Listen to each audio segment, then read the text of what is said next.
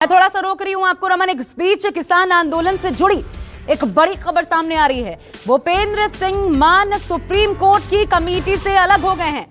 यह बड़ी खबर सामने आ रही है। उनके नाम को लेकर भी तनातनी थी, सवाल उठाए गए थे।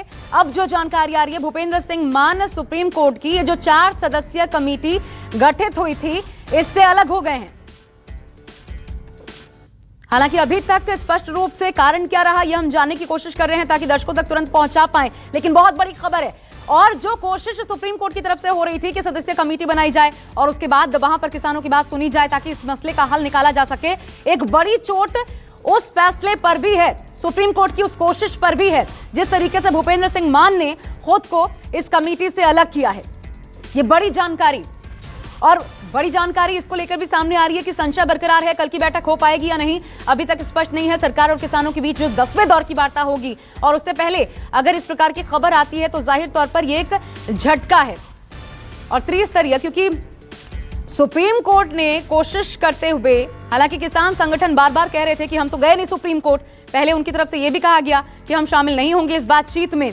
हालांकि आखिरकार रुख क्या रहता, ये तमाम चीजें बात की बात थी। लेकिन इससे पहले जानकारी ये आ रही है कि भूपेंद्र सिंह मान सुप्रीम कोर्ट की कमेटी, जो 4 सदस्यीय कमेटी का गठन किया गया था सुप्रीम कोर्ट की तरफ से, ताकि किसान आंदोलन में जो भी किसानों की नाराजगी है उनकी बातों को सुनकर दूर किया जा सके, उससे अलग हो चुके हैं।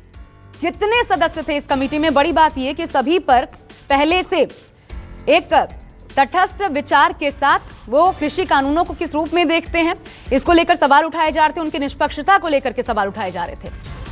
मनीष कुमार मेरे साथ जुड़ गए हैं। मनीष, क्यों अलग हुए भूपेंद्र सिंह मान? देखिए, आपको बता दें, जिस तरीके से तमाम तरह के सवाल खड़े हो रहे थे 4 सदस्यीय कमेटी को लेकर जो सुप्रीम कोर्ट ने गठन की आशा, लेकिन सबसे महत्वपूर्ण ये है कि भूपेंद्र सिंह मान, जो कि खुद एक किसान नेता रहे, आपको बता दें राज्यसभा के सांसद भी रह चुके हैं, उन्होंने खुद को इस कमेटी से अलग करने का फैसला लिया है।